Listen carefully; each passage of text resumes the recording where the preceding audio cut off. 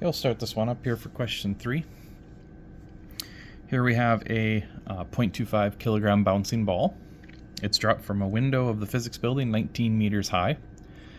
It bounces off the concrete and then rebounds to a height of 15. So knowing that it doesn't rebound back to the initial height, we know that some energy has been lost during that impact. Okay. So of course question A is going to ask us to determine the magnitude of the impulse delivered to the ball. So the impulse is that change in momentum. We know that it's not conserved, so we have change in momentum is not equal to 0, so it must be a some impulse. Change in momentum is just mass times velocity final minus the mass times velocity initial. So this is P final minus P initial. If we plug that in, we only have the one mass. The mass is 0.25, and we'll have to multiply it by its final velocity. And then we minus the initial, so we'll have minus the mass minus the initial velocity. So here's the part of the problem that we have to figure out is we need to figure out what these velocities are. So even though the impulse that occurs onto the ball when it hits the concrete, energy is not conserved, we can look at the parts of the problem where energy is conserved.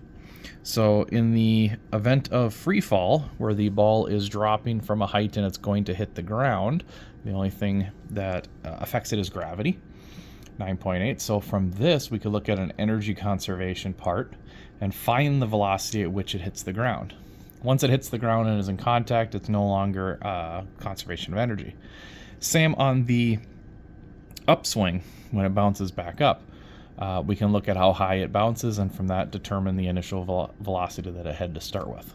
So that's going to be all kinetic energy. So I'm going to do two other parts down here. Let's first off, we'll find that initial. So for that, I want to use energy conservation. EF is equal to EI. And for this part, I know that it dropped from 19 meters down to 0 meters. The final velocity that the ball had at 0 meters, it couldn't fall anymore, but it definitely was moving. So the final energy is going to have to be 1/2 mv squared. The initial energy, it says it was dropped from a height, so it just dropped from this initial height. It originally wasn't moving in the downward direction. It wasn't throwing or anything like that. So our initial energy would just be potential to fall, mgy. So the m on either side, I'm going to get rid of that. Velocity here is what I'm trying to find, the initial velocity, so I can plug that in. So I'll have v squared is equal to, and then I'll just multiply this over to the other side, so we'll have a 2 times a 9.8 times a height of 19. And then to get rid of the square, we'll just take a square root of that, and we'll see what that comes up with. Okay, so in here you should get around 372. Take a square root of that, and let's see, on mine here I did a little rounding, but I got around 19.3 meters per second for that. Sorry, for that velocity. Now I know in here it's the final velocity, but where this problem ends, this problem begins. So that is actually our initial velocity. So let me put in 0.25. I'm going to put in final velocity when I determine it. Put in 0.25. Now this is the initial velocity. This one has to go up in here, 19.3. So all we got to do is figure this one out, and that'll give us the impulse. So we're going to do it the same way. Sorry, we're going to do it the same way.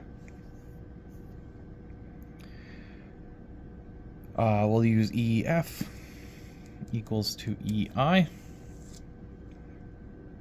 Now I've purposely made a mistake here, so I want you to see if you can find that before we get to the end in this upper part. EF is equal to EI for the final velocity. Okay, so when the ball bounces back up to 15, and we'll do it the same way.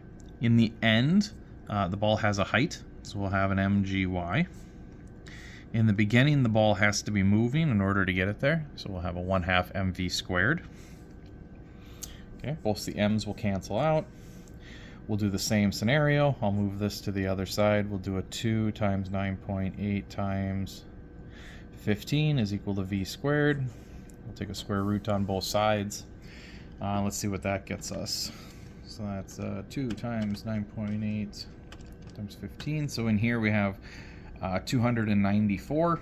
If we take the square root of 294, we get that this velocity should be 17.15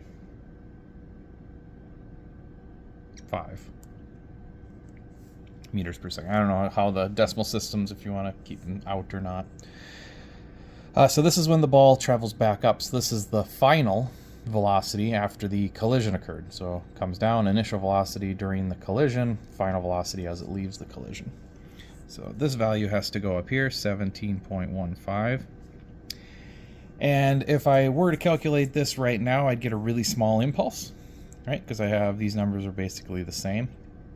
But the mistake I made here that I want to bring back up is that the velocities here are still vectors. Momentum is a vector, so it depends on direction. So in the end, the velocity in the end is traveling upwards, so that one's positive. But this one, the initial velocity was traveling downwards, so it was negative. So I got to add in a negative sign there on my velocity to keep everything happy and in check. Okay, and now when we do this, you'll see that that negative and that negative make a positive, and it should drastically change our answer to a much larger impulse.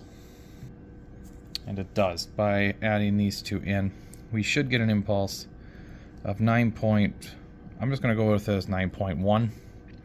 There's a couple other in there, and we did do some rounding, so let's keep it around 9. And then the units for impulse, it is a change in momentum. Momentum is just mass times velocity, so you could write it as kilogram meter per second. That's fine. And that would be the impulse there.